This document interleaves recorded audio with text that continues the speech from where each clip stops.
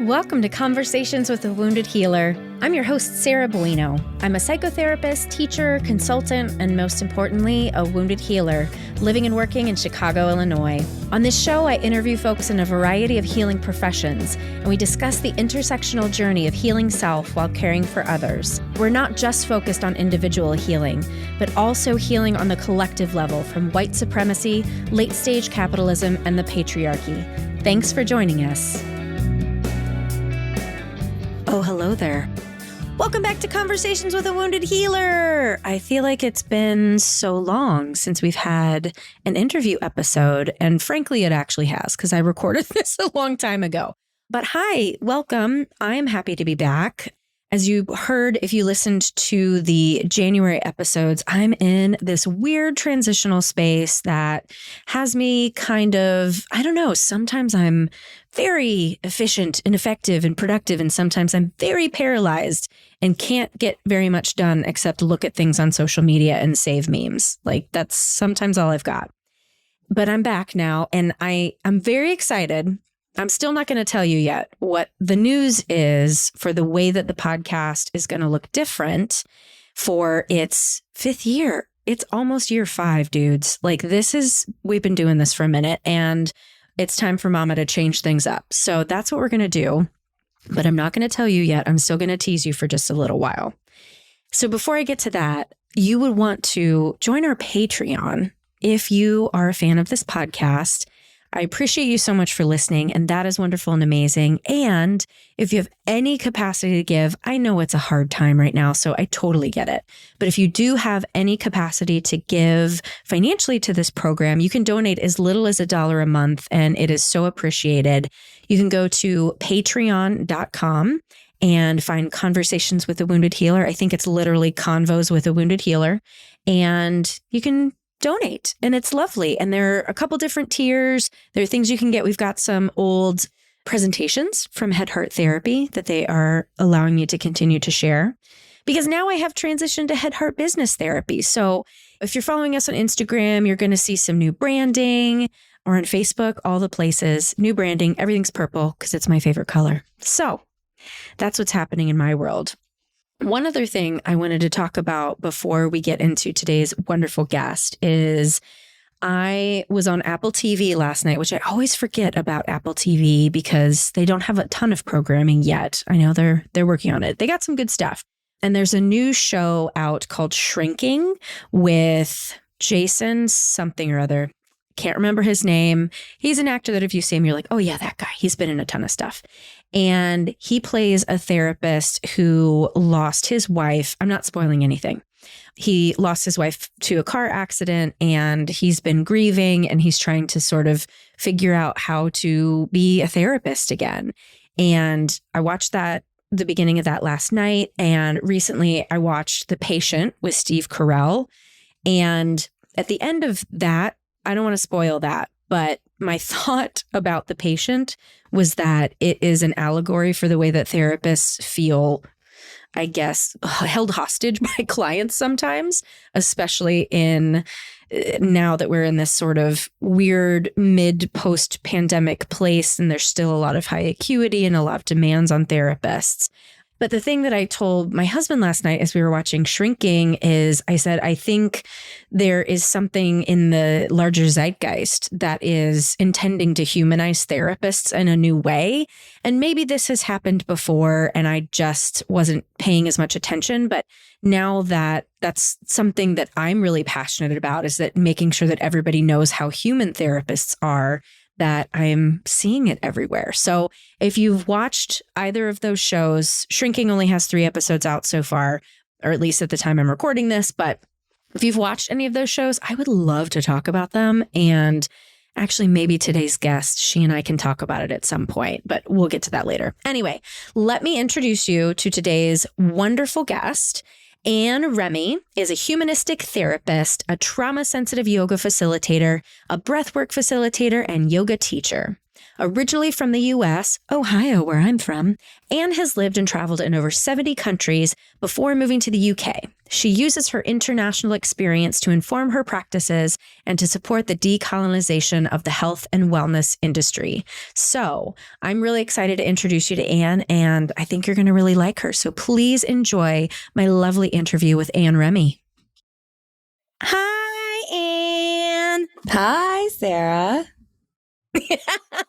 Welcome to Conversations with a Wounded Healer. Thank you. I'm so excited to be here. Feels like it's been a long time coming in some ways. Yeah. And a short time coming in some ways. And a time. And what is time? What is time? What is time? Well, first, why don't you give your little spiel of who you are, and then we'll unpack for listeners how we know each other. Yeah. So my name is Anne Remy. As you can tell by my accent, I'm from the United States, but I live in the UK. So I am a humanistic counseling psychotherapist in the UK. I'm also a TCTSY trauma sensitive yoga facilitator, a yoga teacher, and a breathwork facilitator. Ooh, I didn't know breathwork too. Yeah, she's got a bag of tricks. Yeah, she does. Okay. Yeah. Someone's been studying over there. Yeah, I'm a classic over-certificationer. I don't know. There's a verb for that. Yeah. Oh, yeah, for sure. Yes. I believe we call it workaholic as well. Oh, yeah. Healaholic. Maybe that's what it is. There you go. Healaholic. Anyway, so we truly barely know each other, actually, in reality, but we are, I think, two celestial bodies spinning in the same heaven that sort of collide in like many different intersections. Do you want to tell from your angle, like how we come together? Like Ramalama, yeah. Ding Dong? So we know each other because we both worked at the same theater in Ohio. However, we never met until I was living in Chicago and you had already been living there. And then found out that you, in your musician side of your life, play with all of the musicians that I am friends with and that I ran an artist collective with. And then you became a therapist. And then I became a therapist many years later. Does that cover it? I think that covers it. Yeah. Yeah. I think that does cover it. Yeah. It's so funny because I've been trying to explain to people like how I know you. And I'm like, it's just really complicated and I don't really know her that well, but we're going to have a good time. Yeah. Can confirm. Well, let's hear wherever you would like to begin. What's your therapist origin story? It was foretold as I slowly turn into my mother, to be honest. So is she a therapist? She was licensed as a therapist. I don't think she ever practiced, but her master's is in psychology or psychotherapy. Oh, I didn't know that. And my undergrad is in psychology. And it's kind of something that I always knew I would end up doing, but I wasn't quite ready to do it when I was 22. Who wants a 22-year-old therapist? Not a lot of people, let me tell you. Not a lot of people. And so I moved from Chicago to Taiwan, and I lived in Asia for a couple of years, and I traveled nonstop. Actually, I lived out of a suitcase for a few years after that. And then I moved to the UK and settled down as much as I've ever settled down and said, now's the time. So I went back into a master's program. And I'm interested in talking about the differences because we chatted about this a little bit, the differences and it's kind of hard to talk about the differences when we don't, well, you probably know more about training in the US because you did so much research to make sure that you could come back here with a degree, right? I did as much research as Chicago was going to let me do, in that I called a bunch of people and they all kind of said, probably it just depends on who you talk to that day. Oh my God. Great. It's only my whole life. Yeah. It's no big worries. Deal. So essentially, I don't know a ton about the process in the United States, except via you and a couple other friends who are therapists. So the UK is, I mean, I know it obviously better because I've gone through it. I think the main difference that I've noted and that you and I have talked about in the past is the lack of regulation that exists in the UK. So there are certifying boards, the BACP, the British Association of Counselling and Psychotherapy, and the UKCP, which is the United Kingdom Counselling Psychotherapy, something similar. Those two are the main certifying boards, but there's no actual rule on who can and cannot be a therapist. So anybody can just kind of rock up and call themselves a therapist and charge the same thing I charge. It's kind of a buyer beware situation for clients who are seeking therapists. I would say from the listings that I've seen, it's not super common that people are just kind of calling themselves therapists. But what has been interesting is as I went through all of my volunteer placements, which were part of my program. Is that what we would call internships? Yeah, it's mostly free work in existing practices somewhere, usually with not-for-profits. So when I did my placements, what was very interesting to me was meeting other people who were working at the same placement as I was, me in a 5-year master's program, and some of them were in 3-month, 6-month programs that would give them a diploma or a certificate. And I've lived in the UK now for 5, almost 6 years. After 6 years, I don't quite understand the use of the word diploma here because it can mean bachelor's degree or it can just mean like a piece of paper given for any amount of time spent. So there were people that I was working with who were in 3 and 6-month programs. And I want to be really careful here because I know that education it's a tricky one, right? Because you can go through 10 years of school and still not be a great therapist.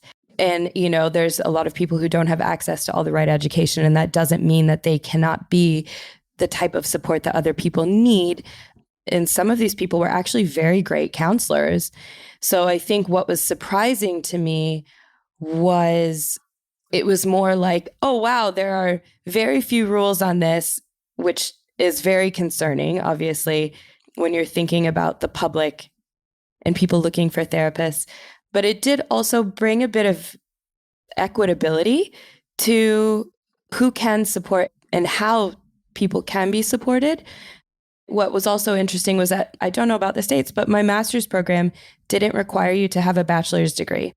So you could enter the master's program if you had quote unquote relevant life experience. Wow. That's pretty common in the UK, actually. And I think that's very cool. Yeah. So for people who don't have a bachelor's degree and didn't choose that path right away, but decide they want to go back, they don't first have to do this 4 years of bachelor's degree in order to go through the master's program. So I think that's very cool. That's fascinating. Yeah. My class is a mix of people who have different academic histories. And I would say that not one of us is better or worse, which is, you know, an awful way of looking at therapy in general, but no one's academic history is visible or, you know, it doesn't matter really. Yeah. This is something I think about often because I'm a professor in the master's program of social work at Loyola, where I went to school. And there's a push right now because ASWB is like the governing body for social workers. And they're the ones who have the licensure test that we have to take to get the LCSW, which is that's what makes you able to bill insurance and be a clinical practitioner. And they've already done away with the LSW, which was the one that you take right after you graduate. And apparently the ASWB came out with a report recently and it showed, surprise, surprise, there's bias in the test and it's biased towards white people, right? So there's this push to get rid of the certification test altogether. And interesting. Yes, on one hand, equitability. And on the other hand, how are we going to make sure that people are prepared to be therapists? Because I have really, really struggled watching some of my students who are not prepared. I am trying to support somebody right now who just doesn't have what they need. And I feel like I am stuck then in a bad place because I can see I had a straight up conversation like, I need to make sure that you are ready to work with substance use disorders when you leave this class. And if you can't do this assignment, and it's definitely not like a learning disability issue, but it's like not having the proper support and training and whatever else it is on the back end. And I can't make that up, right? In one class, I can't bridge that gap. And it sucks. It sucks. I hate the way the system is structured. I don't know how we do it better because I think that it's a privilege to become a therapist, not an entitlement. I think any profession where you are caring for people's lives, whether it be mentally or physically, you better have your shit together. I want to hold therapists to a really high esteem, and I'm unfortunately disappointed a lot. That hit in my chest, actually. I really felt that. And it's something that we've actually had a lot of discussions with at my school. And I've had with other therapists in the UK. You know, none of us want to see someone who is questionable when it comes to safety and ethics. And it's interesting to hear you say, you know, I want to make sure that you're prepared to work with XYZ, because the way that my program is, and my program works a lot more relationally than some of the other programs in the country. Yeah, we get a sort of day on, you know, substance abuse and on trauma and on this and on this and on this. Well, yeah. So, so the bulk of my teaching has actually been on the relationship. Yeah. And about who I am and how I manage my own shit. And I think the sort of whatever it is, whoever it is that sits down in front of you in the client's chair, they can be presenting with something you understand or don't understand, but can you hold that? Right. Can you hold your reactions to that? Can you hold them? Yes. I think my program is less concerned about what are you going to do if somebody presenting with an addiction issue sits down in front of you, and more, how will you be? Which is terrifying when you're in your first year going, but just tell me what to do if this happens and if this happens. But, you know, now at this point, I'm actually very glad. My supervisor said to me the other day, sometimes it's great if you don't understand what it is they're coming with, because that means you're coming with no expectations, with no loaded information. And you can just kind of sit there and ask the necessary questions to find out what their experience is. So you almost get out of your own way through lack of information. That's so vastly different than the social work program. It's all about just facts and things. And I am trying to teach the relationality piece. I've heard that there are a handful of schools, and there have got to be more, right? Like, I am certainly not the end all be all in like the education system of therapists in the United States of America, but I don't know a lot of programs that are teaching relationally. It's mimicking our education system in general, which is all about teaching for the test, right? All the standardized testing. And that doesn't prove any sort of acumen when it comes to who are you in front of this person. For me, when I'm like, I'm having my students do role plays in this class that we're doing right now. And that's what I'm doing. I'm like, okay, stop. What's happening inside of you right now? And they're like, what? What do you mean? I'm thinking about with this. And I'm like, no, you. And that's so foreign to them. Yeah, that's very interesting because we sit on couches in class. Oh yeah, there's not one desk in my school, and it's lined in couches, and it's not academic in a traditional sense. The dissertations that we do to pass, there's no handwritten test. We do have written assignments throughout the year, but at the very end, I do a big case study. So maybe I should pause for a second and just explain. So it's a 5-year master's program that I'm in. 3 years into that, I get a diploma, effectively a bachelor's degree in counseling psychotherapy, which is what I've just received. So I'm in the 4th year of the master's program. So I'm a certified therapist. That's another difference. You can practice on a bachelor's degree here. But what I had to do to get the bachelor's degree was very similar to what you had to do to get your master's degree. So what we have to do in order to complete these dissertations is a case study using some of our client work. And then we have to do a viva. So we have to go in front of a panel, play a clip of our client work, and they ask us questions. And they say, what was going on for you in this moment? How do you relate that to the theory that we've learned? Do you think you would change that? Why do you think that was a good intervention? Why do you think that intervention is you? Where are you in this? Yes. Who are you? Yeah. So I really I love that. It's terrifying. But that's how you really figure out if somebody is able to be with others or not. And that is the opposite of what we're doing here. Ugh. When we come back to equitability, apart from the fact that to go into therapy in the first place, you have to be able to give up a certain amount of your time and XYZ. Free labor, right? Yeah. But as far as accessibility for students, I think that lends itself a lot more to adapting itself to any type of learning need and any type of learning style. Yeah. Because you're just presenting who you are. Yes. And yeah. Okay, I need to somehow abolish the education system of therapy in the US and start over and do this instead. Couches. Just get rid of the desks and put in couches. Yeah. Well, now all of my classes are online. So my students are in their beds or in bathrooms and kitchens. Who knows where they are? Do you start with any kind of check-in? I do in my class. Well, we do a little mindful moment because I teach the substance use disorder, the clinical class. And so I sort of model it after the way that I would run a group in a treatment center and have little mindful things. And it's just the other thing that makes me so angry is there are 14 weeks of class meetings. There's 15 weeks of material. And I, of course, pressure myself to make sure I get all the material in. So I think, but in the groups class that I got saddled with teaching next semester, I am going to do a check-in and I think try to run it like an actual group to make it a realistic experience.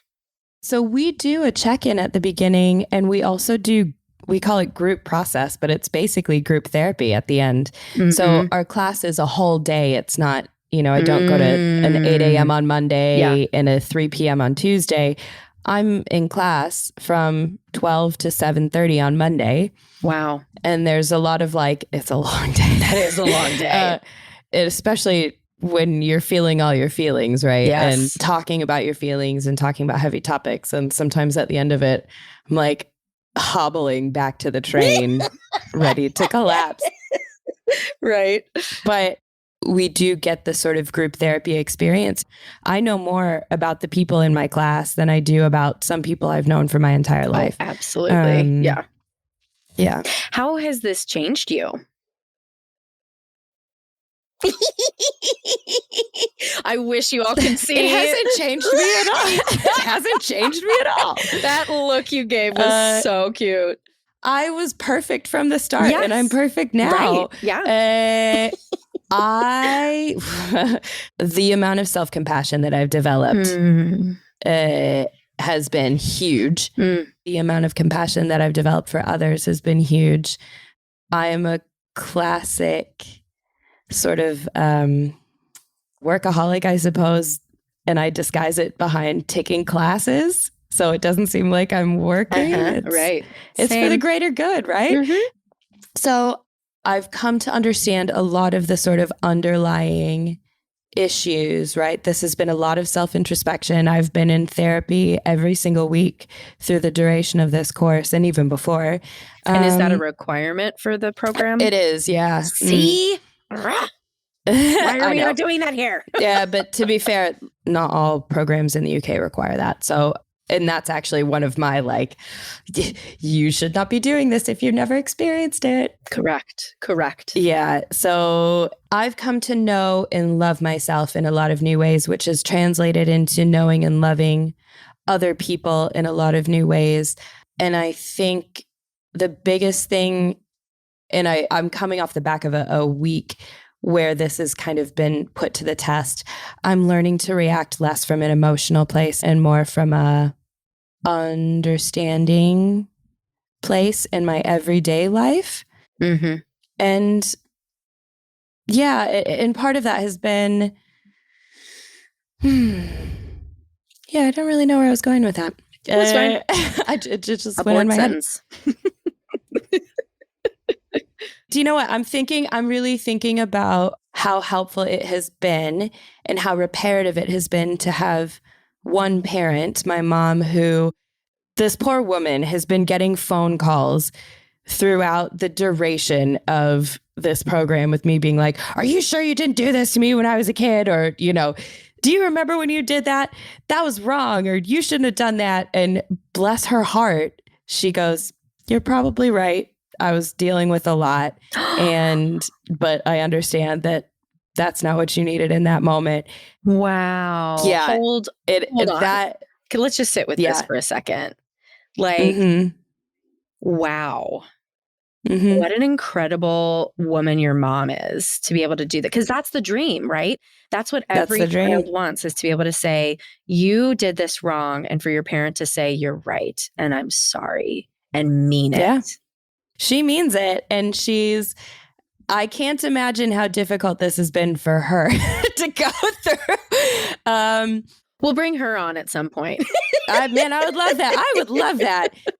And she does like spiritual counseling. She's got her own kind of path with this, but the ability to look at the kids that you love and know that you did things that, weren't perfect, and be able to apologize and accept that has to, what grace, right? Like, what grace. And yes. So I've learned from my mom being able to do that, how to be that for my clients. When my clients are like, hey, you fucked that up, or what you just said was wrong or mean, or hopefully not mean, but that's absolutely translated into my ability to be comfortable being an imperfect therapist and getting it wrong, which is so important, right? We need to be able to get it wrong, and our clients need us to get it wrong so they can see that everyone's just a human doing the best they can. So I'm incredibly grateful for the gift of my mom and her attitude through the whole process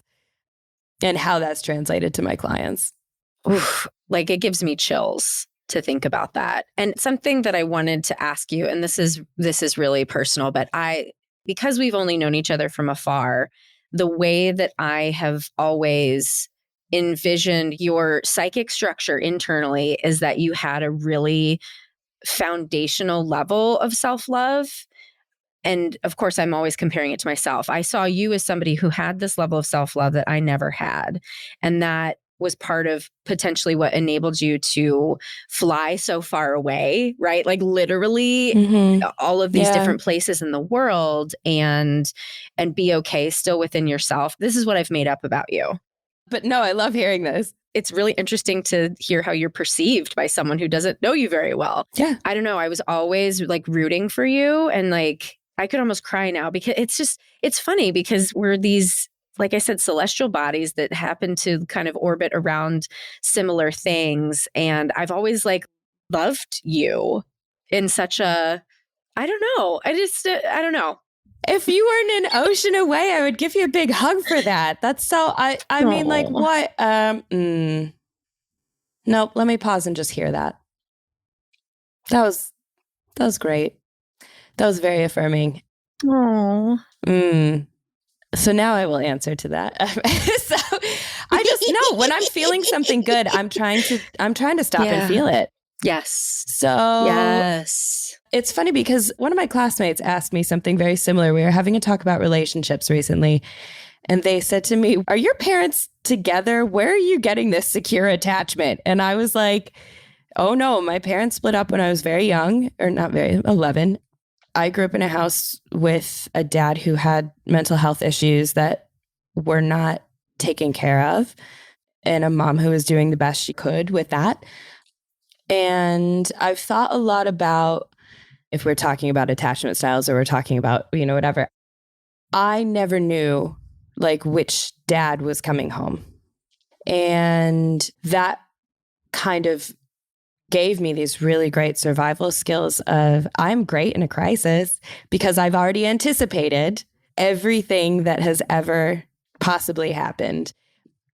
I am great when I don't know what's going on. I'm great in chaos, which is why I did a great job moving abroad and then traveling nonstop for 3 years. I was averaging one country per week for 3 years. And this was teaching English? No, this was working for an education technology company. So I was visiting schools. Yeah. So I taught English when I first moved to Taiwan. And then I got this other job that just sent me traveling. And so I did great with that because I've always been on high alert and I've always been constantly aware of my surroundings.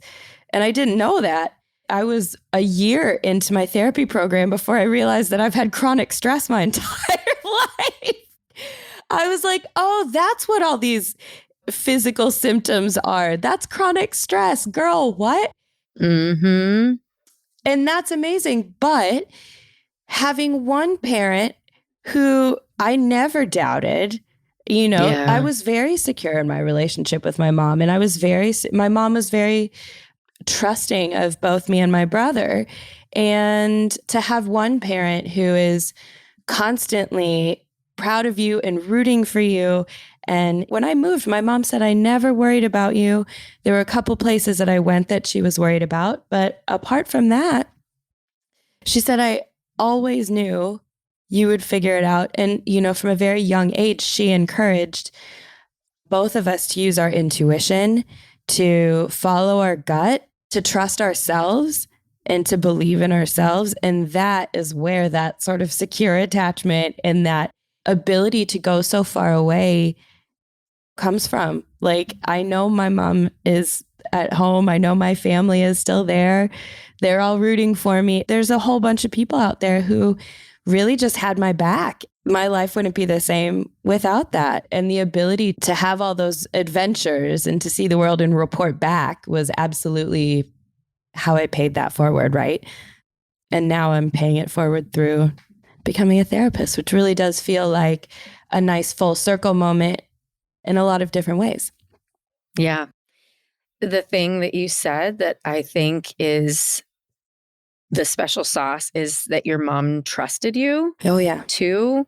Because I think about because my dad also like the identified awful one, right? And my mom was always the quote unquote good one, but she didn't trust us at all. Not one bit. And it was because she wanted to protect us from making the mistakes that she had made. And so she did everything she could to try to control what we would do and not do.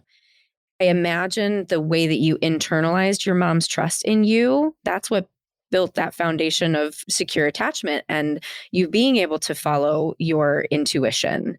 But when you're taught to question yourself constantly, which is what I was taught, right? Like everything that was, and especially because we were super duper Christian, that was another layer on top of it, right? That it's like, you can't sin, you can't do this and that. So all your normal urges are wrong and bad. I grew up super Catholic, so I completely understand. And that's where I'm at in my therapy right now is unpicking what I'm finding out, like under anything that I internalized from my parents, like the deepest sort of traumas or messages are religious. Before it's my dad's voice or my mom's voice, it's invisible God's voice. Yeah. So that's where I'm at in my therapy right now is really not learning, just working through a lot of that. So I really feel that unlearning. Yeah. It's a lot of unlearning. One of my classmates told me recently that nobody can hear anything I think. I'm 35 years old. And when she said that to me, I went, holy shit, nobody can hear what I think. Because in my head, yeah, God or Santa Claus or, whatever, like I don't use those two together to insult anybody's religion, but that's really how they are to me. It's the same. Mm-hmm. It's one in this. It's the same. Like, oh, he sees you when you're sleeping. So I really feel that with the added layer on top of the religious thing. It's very, very difficult. Yeah. So are you a healer? That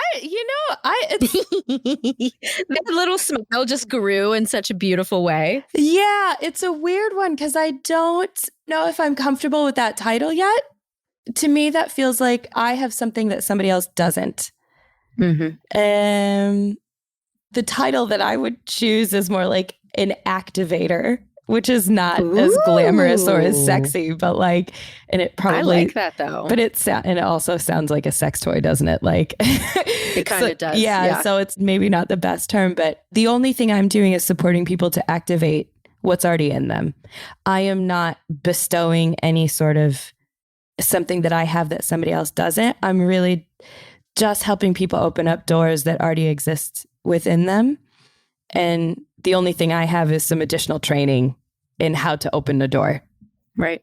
To me, the feeling of being a healer just implies that I'm necessary. And I think for some people that... Yeah, I like that, activator. Not to throw shade on the title of the podcast. But next we get to, how do you feel about the term wounded healer? Yeah, so the concept I love, right? Because I think it's what we talked about earlier. It's the very human aspect of who we are. And I think that sort of tones down the I have something you don't vibe that I get from the word healer. We're just humans, right? We're all just humans in the room, and we can only be ourselves. And that means we come with all of our wounds and all of the stuff that hurt and everything that knocked us about, but all our joys as well. It's a celebration, right? We're still here. And I think the term wounded healer really celebrates the fact that shit happens. Like, we get hurt, but we're still here. And we want to be able to support others hurting as well, right? Yeah, exactly. Do you know your rising sign? I know I'm a Leo. And that's all I know. Well, yeah, Leo sun. Okay. I'm curious. The activator thing made me think, what's in your chart where Aries is? We'll figure that out later. As a classic Leo, the only thing I know about myself is that I'm a Leo, and I couldn't tell you what anyone else's star sign means. Yeah, there you go. On brand. I'm sorry if my friend Laurel ever listens to this, because she's done my star chart a million times, and she's very good at doing these things. But I couldn't tell you. It's not. I don't remember. It's okay. Sorry, Laurel. Not a requirement. Sorry, Laurel. We appreciate you. The thing that was coming up for me now is wondering the difference in how clients show up in the UK versus how clients show up in the US. Because one of my complaints as of late, just in our world in general, not even just clients, but I can now not unsee capitalism everywhere. And the way that it shows up in the therapy room is this desire for linear progress and results in a predictable fashion. It's interesting because in my private practice, I don't struggle with this. Where I did struggle with this is in my placements, my internships. The National Healthcare Service, which is the social healthcare, and shout out to social healthcare. I have lived in 2 different countries with it, and it should absolutely exist everywhere. Mm-hmm. One of the things, I'm very careful here because I'm not trying to shit on the NHS. One of the things that they don't do as well is mental support. Yeah, I've heard that. Yeah, based on a lot of the different ways that it's set up. It's a practice by practice thing. It's very different, but standard kind of thing that a lot of people get is 6 weeks of CBT, right? So you go looking for mental health support for any issue, and their prescription is, here's 6 weeks of CBT. Maybe you're going to get to extend that to 12 weeks, right? Oh, the paperwork the therapists have to fill out for that is, I briefly worked for a placement that was NHS adjacent. So clients would only get 6 sessions with me. It wasn't CBT, but they had to fill out a really long form at the beginning, rating where they were on a scale of 1 to 10. At week 3, you have to do a check-in to make sure that the numbers are going up and that at the end, there has to be a measurable difference. So quite often the clients that I get coming to my private practice and some of my other placements, have gone through this and they're like, I don't know, I did 6 weeks of CBT and I'm not really sure what that did. And to kind of come back to the original conversation, a lot of the CBT counselors hired by the NHS have had very little training. So they kind of come to me being like, this makes no sense. Like, I can't score where I'm at on my childhood trauma. So by the time they get to me, I think they're kind of over this. Like, I'm looking for a linear progress. I do get people who are like, I don't feel like I'm improving. And that's a conversation we have, right? About what improvement means to them and whatever. And I have a lot of conversations at the beginning to try to mitigate that ever becoming an issue, just because there's something that's already taken the brunt of that for me. So I'm curious what happens for you and how that presents for you. Most of my clients I've seen for a really long time. I don't just take new clients from intake anymore. So I'm hearing about it from the people that I supervise at the practice. And it shows up with my clients in a less demonstrative, they're not like, okay, I'm not better and it's been 6 weeks. Like, I've been with them for many years, but it seems to be this like internalized pressuring of self. Like, I'm not better now. Why am I not better? And like you said, if it's a childhood trauma thing, which all of it is for everyone, like, that's just my orientation. You've developed this in, 30, 40 years. So even in 2 years, how could you expect that it's all going to unravel and be perfect and fine? Well, there's also something very cultural about this in the United States. And that's one of the things that I've done a lot of, is kind of looking at the aspects of my personality that come from the cultural parent. And this level of sort of like, why aren't I better yet? It's built into the Constitution, right? In order to build a more perfect union. The word perfect shows up, right? Giving 110%. Like, everybody in my class makes fun of me because the grading scale is weird here. And I'm like, tell me the highest grade you're going to give, because I need to know what your 100% is. Yeah. Right? Yeah. So I really hear that in this, like, why aren't I better yet? Like, what's wrong with me? Yes. I think it's not just the United States, but I think it is more pronounced in our culture to be better and always do more and to be able to like be at the top of our game and be perfect. I felt a sadness when I heard you say that too.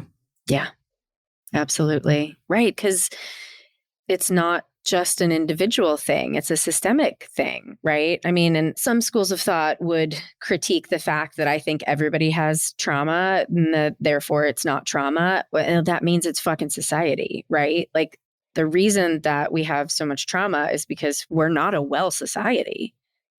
Yeah. Gabor Mate's new book is about The Myth of Normal. There it is, right there. The Myth of Normal. Yeah. I just finished it this morning, actually. It's very good. And it's exactly what it's talking about, is that our society is not set up for us to be well. And therefore, everything does come back to trauma, regardless of how great our parents did, because they're not in a society that's set up to support them. Right. And they weren't okay. No. Right. Nobody was set up for success here. Right. And I think, did you watch Stutz on Netflix? Have you heard of this yet? I'm only like 20 minutes into it. So I need to rewatch it, because I loved their relationship. And I also am kind of like looking at the therapist's own trauma and the way that he has become a therapist with all these tools and whatever. But I read a review of that, and it's funny because it wasn't even a review of the movie. It was basically like just a review of like how our culture is internalizing therapy nowadays. And it's great that now there's no longer the same stigma to go to therapy, but at the same time, now people are throwing around the word gaslight and narcissism and boundaries, right? They're throwing around all of these things, not really knowing what they mean. And it's kind of like this flip to the other side. And we're going to have to go back to a middle space rather than just being in this like, nope, therapy is only for fucked up people, or therapy is for everybody. And I'm going to use therapy speak all the time. How about like we be in a middle space where we use it mindfully and with intention? I don't have any like fully formed thoughts on that, but it is something, you see it, right? Everyone's triggered and, oh, you're a narcissist and this and this. And one of the things TikTokization of mental health. In some ways, it's really nice to see people are trying, right? Like they want something to grab onto. And I really appreciate that. One of the first things I do with my clients is say, all right, so I'm hearing you say that you think your friend's a narcissist, and like, let's park the title for a second, because I'm not in the business of diagnosing. And whether or not your friend's a narcissist doesn't really matter to our work. What happens is how you're feeling about what your friend is relating to. Yep. Yeah. Yep. And so I try to just kind of like drop the labels and drop some of the more poppy words, which is a bit annoying because sometimes they are useful and now I can't use them anymore. I know. With the like efficacy that they once had, I suppose. Right. Yeah. Yeah. Well, more to be discussed on that topic, I think. Yeah. And we're coming to the end of the hour. Is there anything that we didn't talk about that you really want listeners to know?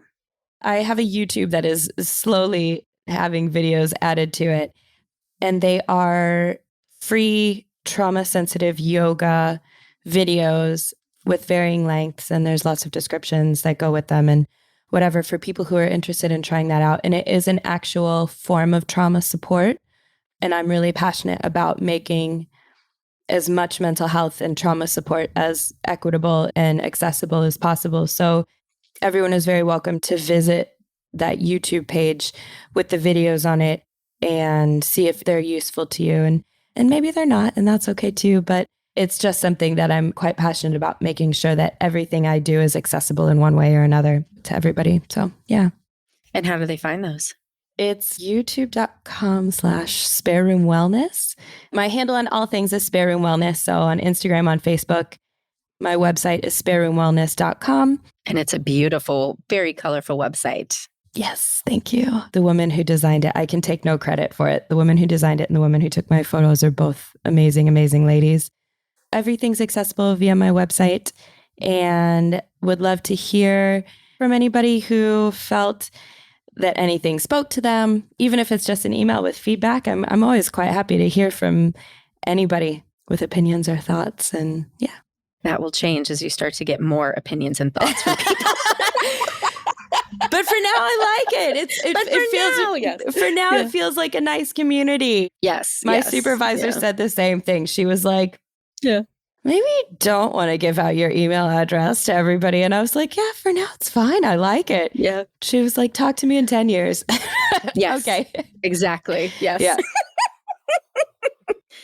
Oh, well, it's so lovely to spend time with you like this. Yeah, this has been so nice. And it's nice to connect with you. And just here on your own platform, I want to thank you because you've been such a great support to me as I've gone through my therapy program. And you've been such a nice sounding board, and having you as a resource and your podcast and your socials as a resource have sometimes helped me feel sane and normal. Oh, good. Yeah, so I really want to thank you for that. I think you're doing something really great here. So. No, thanks. Well, TBD, what happens next between us? That's right. Thank you for being here.